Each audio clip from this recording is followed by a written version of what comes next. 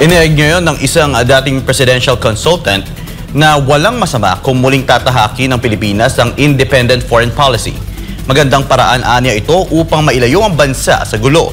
Kasabay nito, sinabi rin niya na hindi malabong matulad ang Pilipinas sa Ukraine, isang bansang walang nagawa sa dikta ng bagong Pangulo ng Amerika. Si Elmar Forzuelo magbabalita.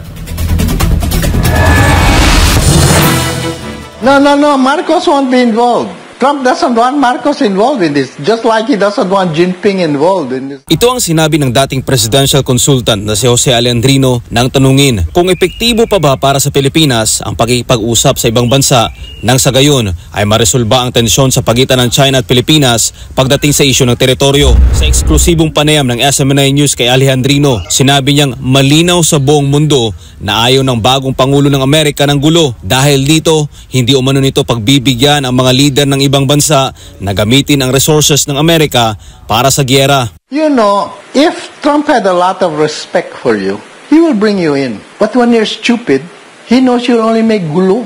Okay? Trump is not crazy. He's not crazy at all.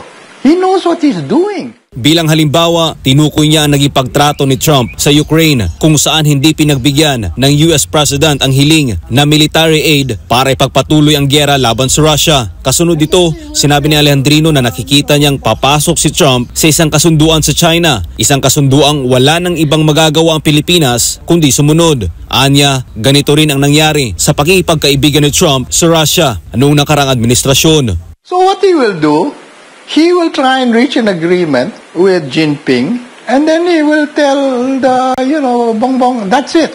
You accept the deal or you won't last long. Like what he told Zelensky. You accept the deal or you won't last long. Ayon kay Alejandrino, hindi tiyak kung paano maapektuhan ng Pilipinas sa usaping ito. Ngunit kung ipipilit ng bansa na manatili ang mga base ng EDCA, posibleng ipasa ni Trump sa Pilipinas ang obligasyong bayaran ito, tulad ng ginawa niya sa NATO, Japan, South Korea at Taiwan. Gayunpaman, naniniwala si Alejandrino na hindi kakayanin ng Pilipinas ang gastos sa pagpapanatili ng mga base militar ng Estados Unidos sa bansa. Dahil anya, wala ng pera ang gobyerno dahil sa matinding korupsyon. Dahil dito, naniniwala si Alejandrino na walang mali kung muling tatahakin ng Pilipinas ang independent foreign policy tulad ng ginawa noon ni dating Pangulong Rodrigo Duterte. That is why Duterte, in adopting an independent foreign policy, did not alienate Trump. I mean, Trump was not against it.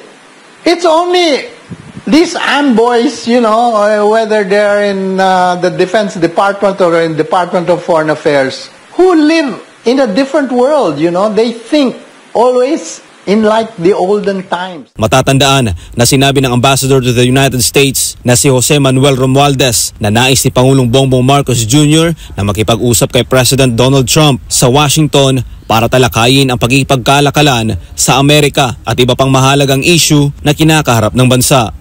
Para sa Diyos sa Pilipinas, kung mahal, Elmar Forzuelo, SMNI News.